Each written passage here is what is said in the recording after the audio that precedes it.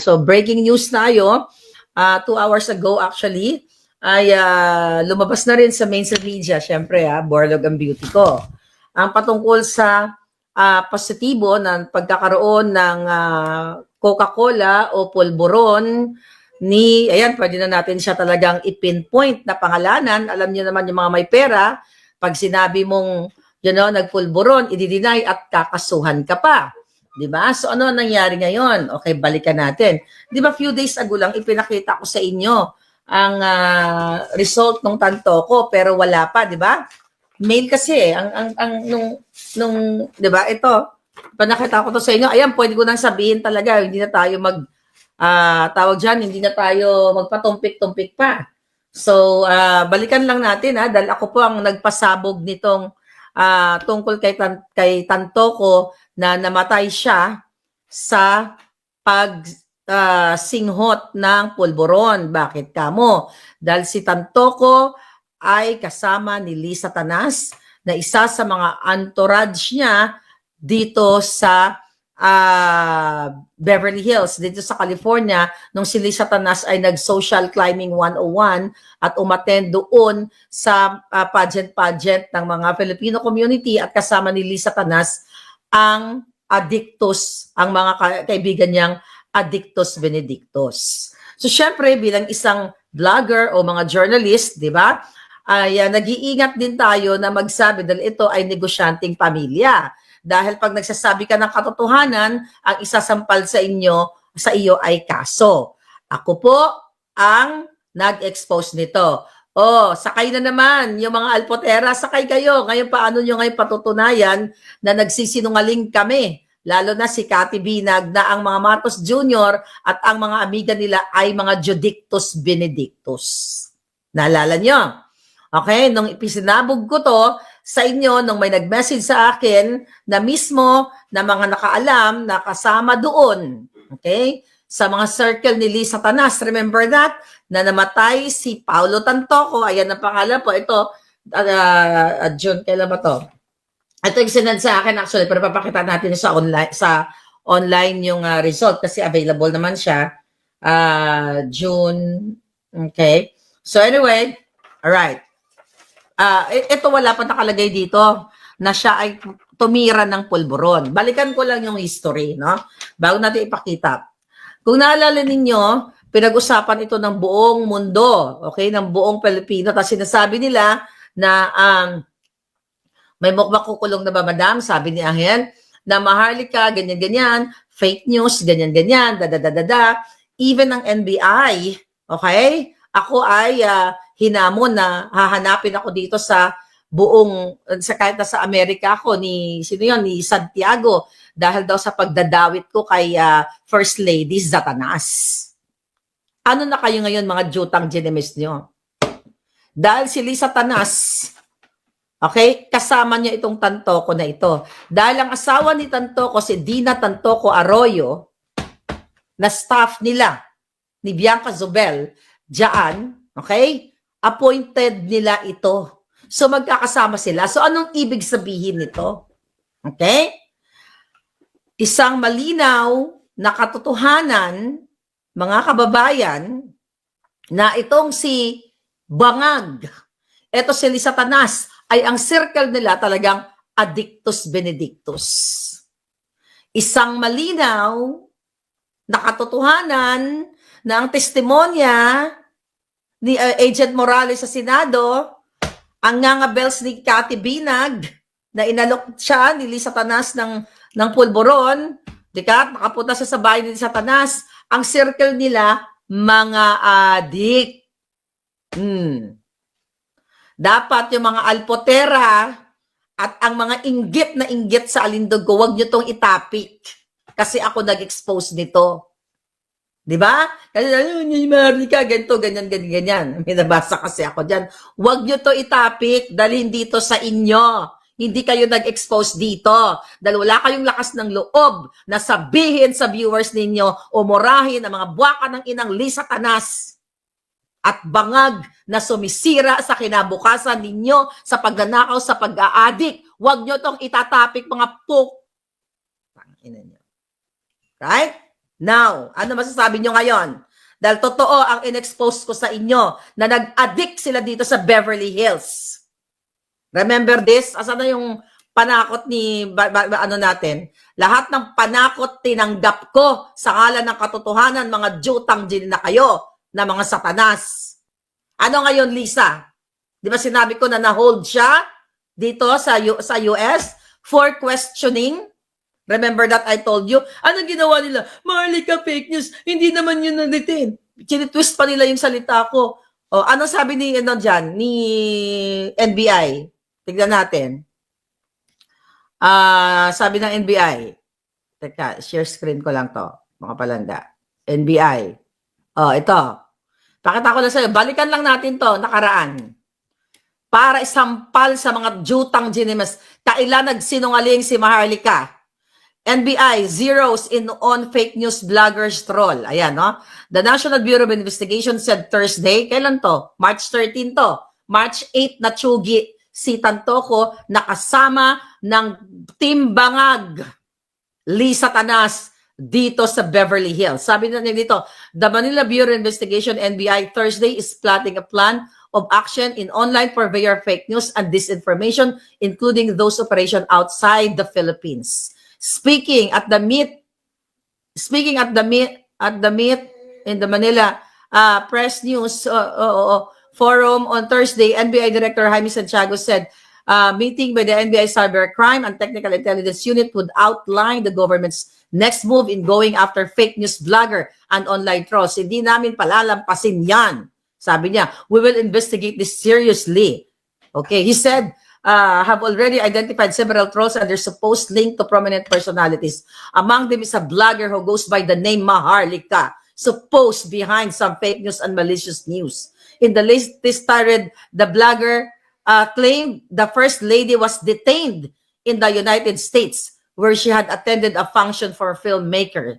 Di ba? Humanda ka. Sinabi ko dyan na hold for questioning dahil ang kasama nila ay namatay na si Tantoko sa pulboron. Now I can say that Paulo Tantoko ay natsugi dahil sa pagsingot ng pulboron kasama ng kanilang mga taga-Malacanang, mga politiko, mga appointed na mga bigaon ng gobyernong bangag na nagpakidnap at sumira kay Pangulong Duterte. Kaya hindi ko alam kung ano pang ginagawa nyo dyan sa Pilipinas na pinapayagan yung pinamumunuan kayo ng Addictos Benedictos. Ito'y malinaw pa sa sikat ng araw na kahit sa Amerika binibit-bit nila ang kanilang pagiging addictos. At mamaya titignan natin kung ano pang mga kasong kahinatnan ng mga nakapaligid dito sa pangyayaring ito. Ang sabi ni NBI, humanda siya. We will go after her. Hindi siya nakakasiguro dahil akala niya ligtas siya doon sa Amerika. Galit na ang taong bayan, di lang ang NBI, kundi pati ang taong bayan. Okay? Hindi na tama yan. We have freedom of speech, sabi ng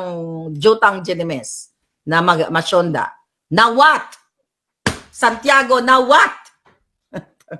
Ano ngayon? Kayo dyan sa Pilipinas, nagsisinungaling ba si Maharlika? 7 warrant of arrest, 4 na kaso ang pinapadala sa akin dito ng buwaka ng inang Marcos Jr. Bangag Alpotera because I am telling the truth sa inyo. Ayaw niyong gumising na addict ang gobyerno ninyo. Pinapaligiran ng mga addictos benedictos. I even spend money sa putang inang mga result na ito para sa bayan. Now, ano ngayon? Vindicated tayo? Yes. Diba? Even si Inday Sara, nagsalta niyan. Ano kayo ngayon? Yung mga bangag alpot na nagpakulong, nagpakidnap kay Pangulong Duterte dahil si Pangulong Duterte ang isa sa mga unang nagsalta na addicto si Bangag. Tapos okay lang, I love you PRRD. Ayaw namin anuhin si Bangag at si Lisa Tanas kasi she's good to me naman. Puking. Gigil ako eh. Right? Ito ang kapalit ng ang ipinaglalaban ni Maharlika. Alright. Ito, ginastusan ko to, hindi ko nangalalaman kung 35 ba to o 45 ba ito. Pero i-email nila sa akin. Ayan, Tantoko. Dito, nung June, na ito, di ba, pinakita ko na sa inyo. Ayan ang pangalan, pwede na natin, dahil inilabasan ng media. Tantoko Juan Paulo Vargas. Namatay dahil sa pagsingot ng pulburon. Bakit siya pumunta sa Amerika? Isinama ng Office of the President Office of the First Lady Bangag, bakit ito kasama itong taong ito? Ito, hindi ko to kinukutya ang taong ito dahil wala naman itong kasalanan sa inyo. Pero ang asawa nito, okay? So tama yung pinag-usapan namin doon sa, tama din yung nakasama ko doon sa The Hague.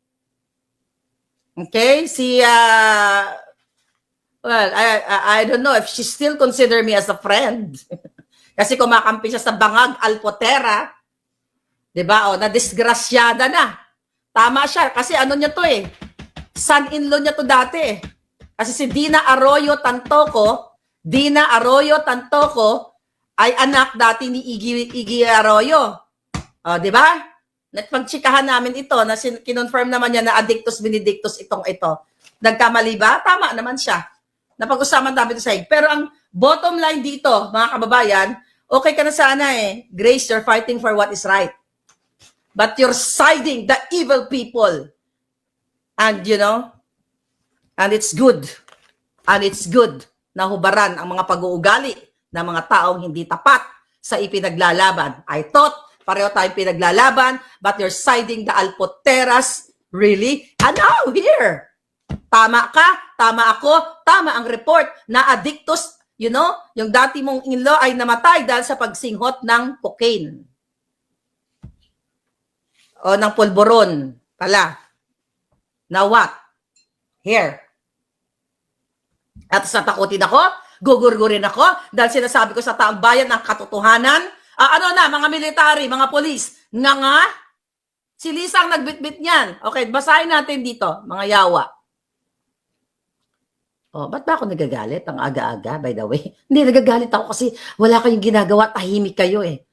Yun lang naman yun eh. Oh, tika natin. Oh, pinakita ko na to ha. Ano to? Stop na muna natin to. Stop sharing. Ngayon, i-cover up, puro cover up lahat. Teka, percent. Image, wait a minute, share screen. So, dahil lang mga hitad. NBI, nasa na yung case details, County of Los Angeles. Here we go. Ipapaliwanag ko to sa inyo. Okay, nakita nyo yan? Online yan. Wala pang fact, wala pa kasing, you know, yung coroner's office, wala pa kasing, tawag dito, you know, ito, nung June pa to, nung nasa dahig ako. Ayan na ngayon, basahin na natin yan. Pakita nyo. Pakita nyo, ayan. Coroner's office yan, lacounty.gov. Ayan, Paulo Tantoco, date of birth, date of death, March 8, 2025, age 44, case number, case is still open. Okay, body status released, ganyan. Place of death, sa hotel, okay, sa Beverly Hills. Manner, accident, investigator, ayan na si Arojo Laura. Hindi siguro hindi siguro nila kaya i-twist o bayaran, okay, mga investigador. Deputy Medical Examiner, ayan. Case, pulburon effects. Kung mapapansin nyo, open, cause A, ayan, pulburon effects, cause B, cause C, cause D. Other significant condition, probable atherosclerotic cardiovascular disease. Ang ibig sabihin niyan ay kasabay ng kanyang pagsisingot dahil syempre nagiging kapag tumitira ka, ang cause ng ng cocaine, pinapabilis ang iyong paghihinga at hindi na kaya ng katawan mo, nag-clot ang iyong what? You know, yung mga cholesterol mo sumabog na sa katawan mo. No, I mean, mga kababayan, di ba? Ano ngayon ang ninyo ngayon? Ano ang masasabi nyo ngayon diyan? 'Di ba? Bumara ang sakit sa Tagalog yan, sakit sa puso. Yung ugat niya ay may bumara, hindi ng pulburon. 'Di ba? Pwede mga fat deposits na in the past kasi nakita ko yung katawan niya, hindi naman siya mataba, hindi siya payat pero medyo majoba ng konti, 'di ba? So, pwedeng ganon dahil nga nag-trigger yung pagsinghot ng pulburon. Dahil nga stimulant yung pulburon eh. Pinapabilis yung tibok ng puso.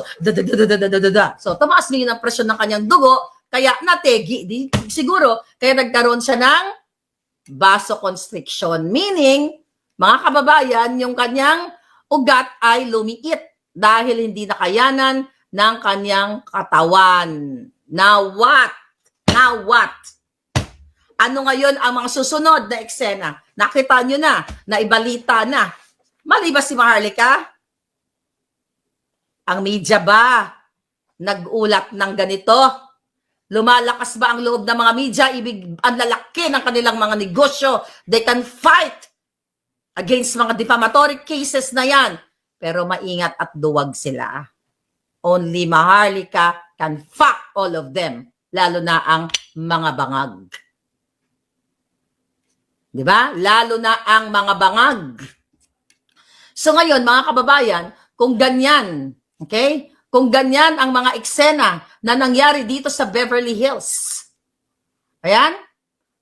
Na natsugi dahil yan bit-bit ni Lisa Tanas. Okay? Yung taong yan. Yung taong yan. Ano ngayon ang mangyayari? Titigil na lang ba tayo? Ano, si Lisa baka ka? What? Okay? Anong ni Lisa dyan? Anong participation yan? So definitely, under investigation pa yan. Open pa rin yan, mga kababayan. Open pa rin yung investigation. Alam niyo? Tingnan natin dito sa website ulit.